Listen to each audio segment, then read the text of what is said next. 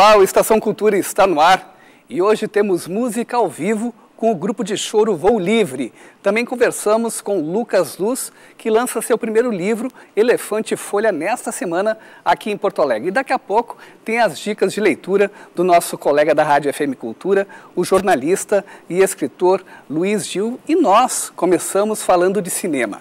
A animação As Aventuras do Avião Vermelho, baseada no livro de Érico Veríssimo, entra em cartaz nos cinemas na quinta-feira. E eu recebo aqui a Camila Gonzato, ela que é roteirista e produtora, e também o José Maia, um dos diretores do longa-metragem.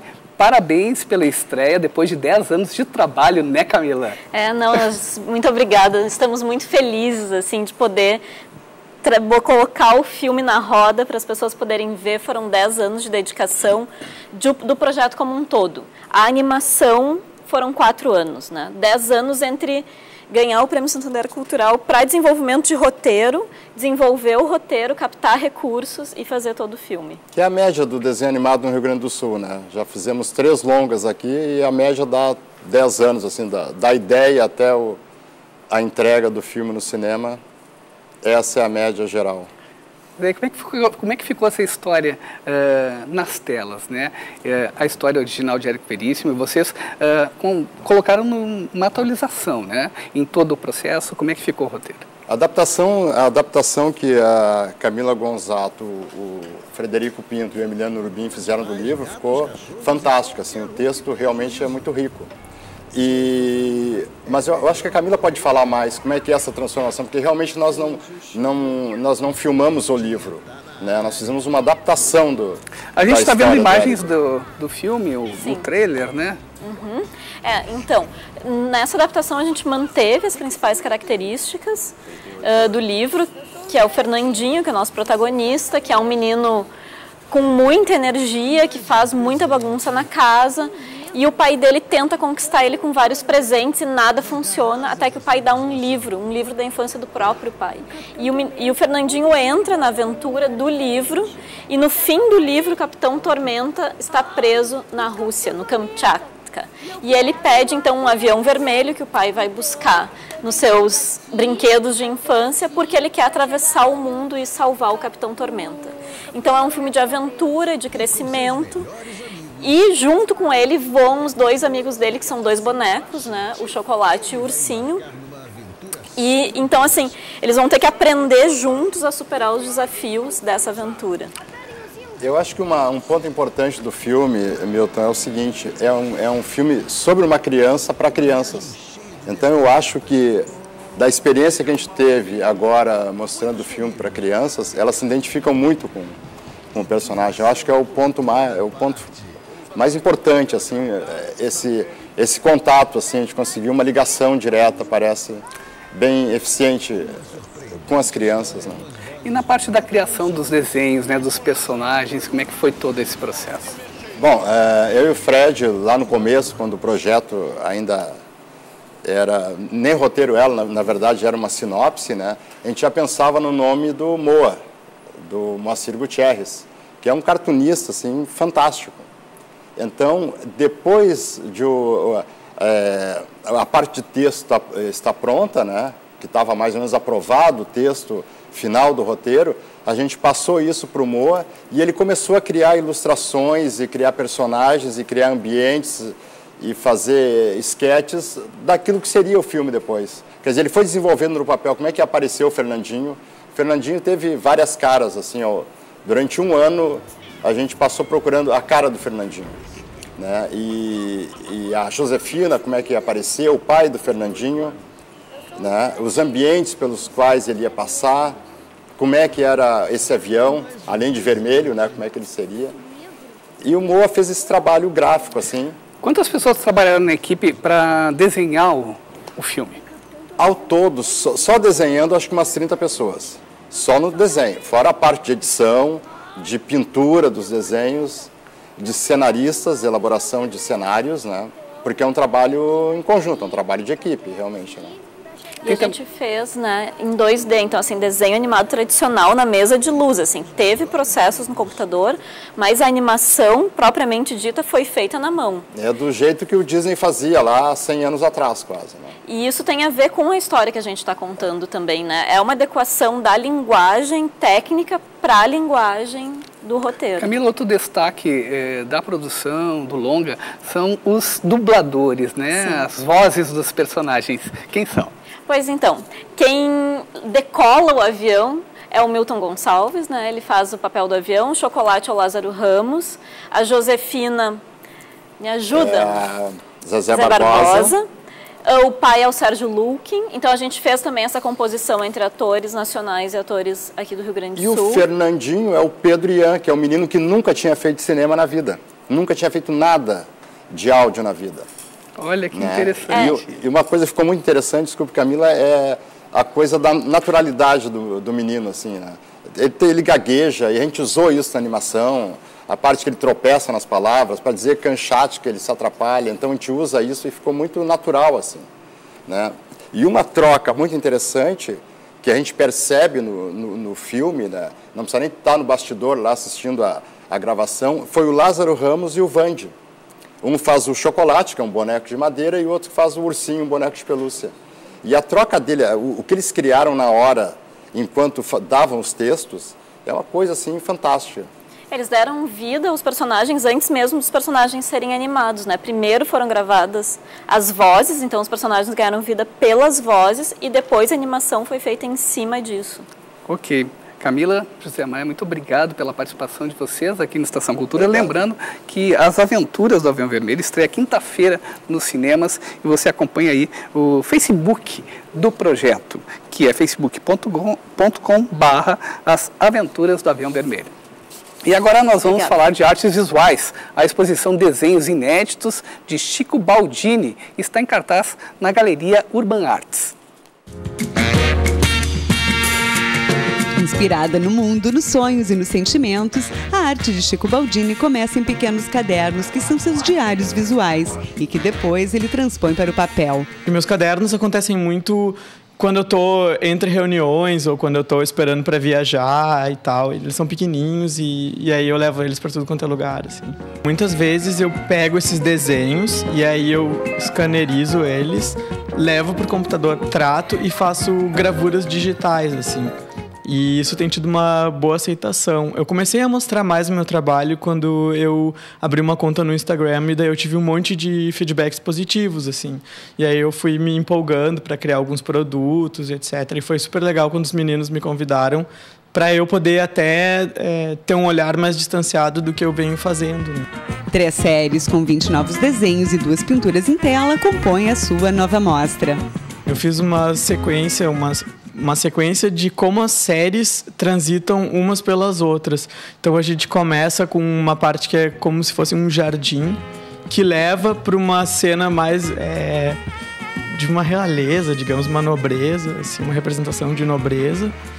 E depois disso a gente vem para as corujinhas, que o pessoal interprete como quiser essas corujinhas, mas elas também aparecem bastante na mitologia grega, né? E por último tem uma série que está mais ligada à era vitoriana, também apareceu meio que ao longo do processo, né? Tem figuras antropozoomórficas, né, que são as pessoas misturadas com bichos, assim, que eu acabei, como eu tive muitos livros de história da arte quando eu era criança, isso me influenciou muito, né? E então essas figuras aparecem. Eu escolhi alguns animais também que eles são domesticados pela humanidade há muito tempo, então eles já têm toda uma simbologia para diversas culturas. Então são alguns símbolos e signos universais que eu trabalho, assim, né?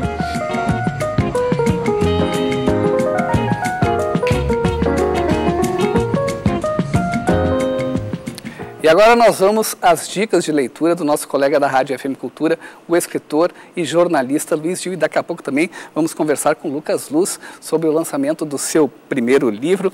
Mas de hoje você começa falando de 2 livros infantis. Exato, Newton. São livros infantis, mas eu acredito que os adultos também vão gostar bastante. A autora é a Líria Porto e os livros são da editora Lê.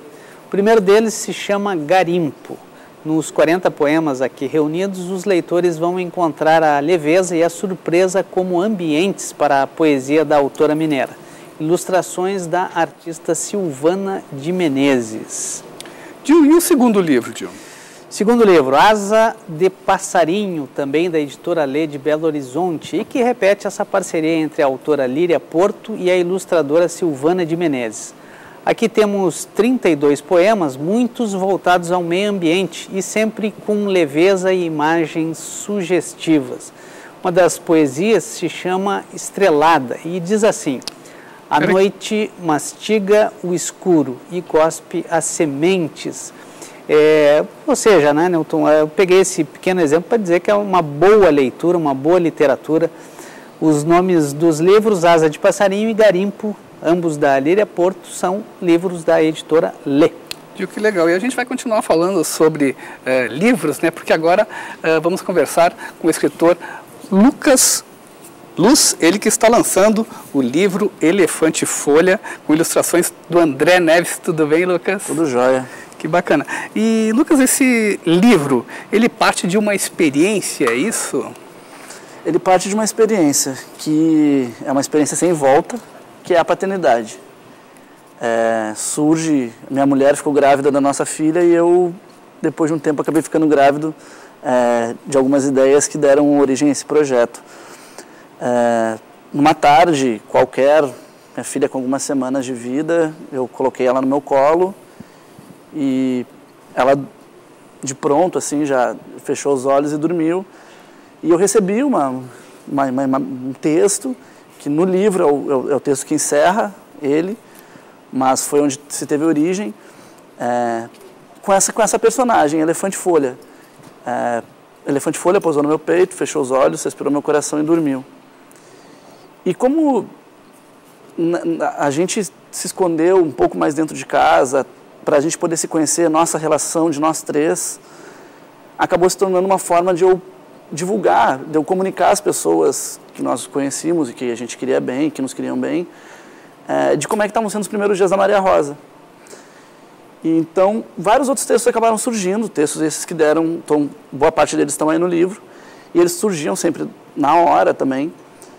E depois de um tempo começou a se ter a ideia de fazer um livro, juntar isso num livro, e aí, enfim, conversei com o André. E chama a atenção exatamente como o André chega no projeto, né? Porque o André, atualmente pelo menos, ele normalmente desenha apenas para os seus próprios livros. Né? O André Neves, que é o ilustrador do livro. Exato, que é um cara super conceituado. Então, como é que foi essa relação? Eu já tinha uma admiração pelo trabalho do André, pela pessoa do André, e fui numa exposição de lançamento do Tom, que foi um dos livros anteriores dele, talvez o penúltimo livro, que foi um livro super conceituado, que ele levou a exposição para vários lugares do Brasil. Também, né? E a partir desse momento a gente trocou o telefone, a gente ficou um pouco mais próximo do nosso contato, e eu falei, eu queria te propor te mostrar uma ideia, queria te propor uma parceria. E ele leu o livro, ainda bem cru, os textos da forma como eles tinham sido feitos. Ele falou para mim, olha, Lucas, eu havia prometido para mim mesmo que eu não iria mais ilustrar o livro de ninguém, mas eu preciso fazer esse livro. E aí eu propus o desafio para ele, porque eu não sabia quem era o Elefante Folha. Eu não sabia se o Elefante Folha era um elefante, se o Elefante Folha era uma folha, se ele era uma metamorfose, um híbrido entre esses dois signos, eu não sabia quem era. E aí ele ilustrou muito bem essa proposta. Ficou lindo, realmente, o livro ficou bárbaro. Legal, muito obrigado pela tua participação aqui, Lucas. Lembrando, então, vamos dar 2 serviços agora. Então, Tons e Letras, o programa que o Luiz Gil apresenta na Rádio FM Cultura, é todos os sábados, 11 horas da manhã, na Rádio FM Cultura 107,7. E também tem o lançamento do livro Elefante Folha, que acontece quarta-feira, 6h30 da tarde, na Casa de Teatro, na Rua Garibaldi, 853. Vai ter um bate-papo também, Isso. né? Teremos, o pessoal que quiser conversando. conhecer o teu processo de criação. Infelizmente o André não vai poder estar junto, ele está viajando, mas estará lá de outra forma. Legal. Lucas, muito obrigado pela tua participação aqui. Eu que agradeço. Até segunda-feira que vem. Até segunda. O Estação Cultura vai para um rápido intervalo, mas antes você fica com a música Chega de Saudade, interpretada por Tom Jobim. Um dos criadores da Bossa Nova, cantor e compositor carioca, morreu há exatos 20 anos, em 8 de dezembro de 1994. Nós já voltamos, é um instante só.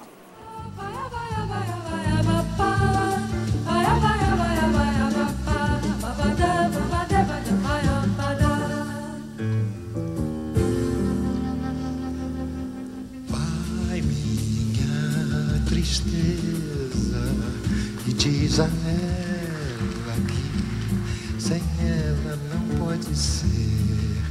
Diz-lhe numa prece que ela regresse, porque eu não posso mais sofrer. Chega de saudade, a realidade é que sem ela não há paz, não há beleza, é só tristeza.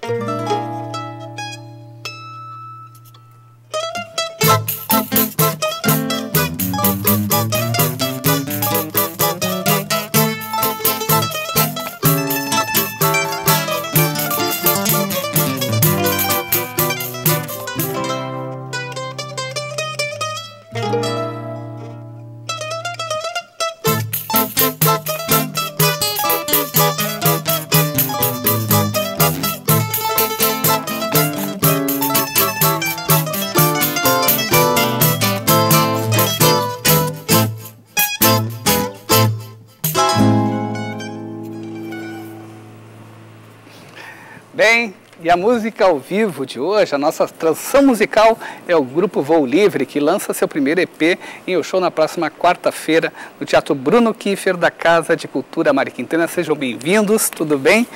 Diogo, vamos começar apresentando o pessoal, então. Eu sou o Diogo, violão do grupo. Do meu lado aqui é o Vinícius Ferrão no bandolim, o Fábio Cabelinho no cavaco e o Lucas Delazano. Qual é que é a história do Voo Livre?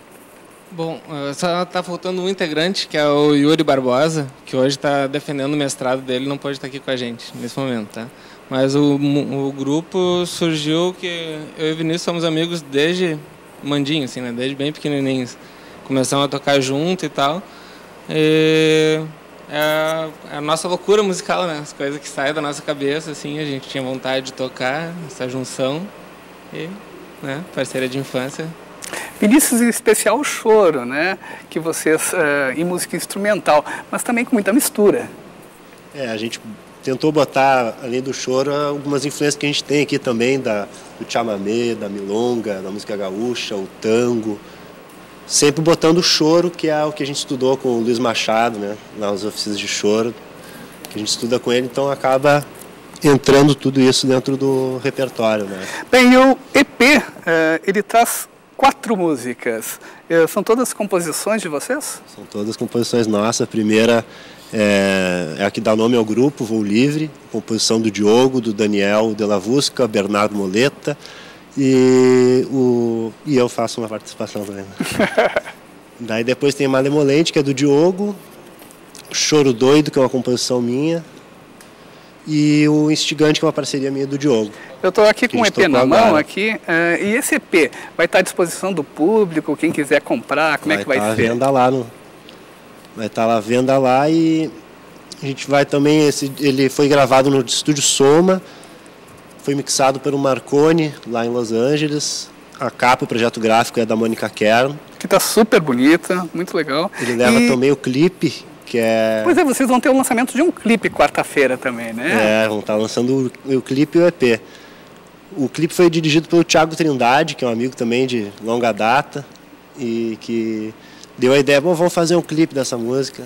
Daí chamou o Valentim Cruz e a Cíntia Fernandes para fazer participação, dançando. Fizemos uns takes pegando umas paisagens de Porto Alegre, ficou bem interessante. Né? Que bacana. Então, tem show de lançamento então do EP do Grupo Voo Livre nesta quarta-feira, 20h30 da noite, no Teatro Bruno Kiefer, da Casa de Cultura Mário Quintana, ali na Rua dos Andradas, 736. Muito obrigado pela participação de vocês aqui no Estação Cultura. E para encerrar, então, a gente vai ouvir a música Voo Livre. Então, muito obrigado. Até mais.